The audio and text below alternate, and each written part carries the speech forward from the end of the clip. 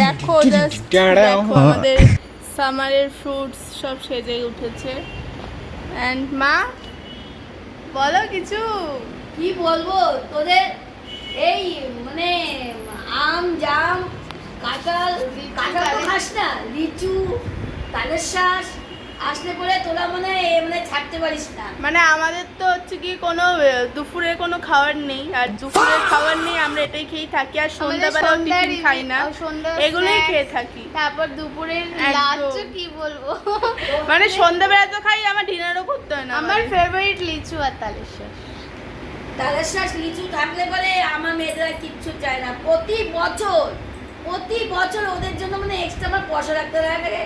তালের তার শ্বাস সাথে জামও আছে, এই দেখো তালের শ্বাস আর লিচুর জন্য পয়সা রাখতে লাগে।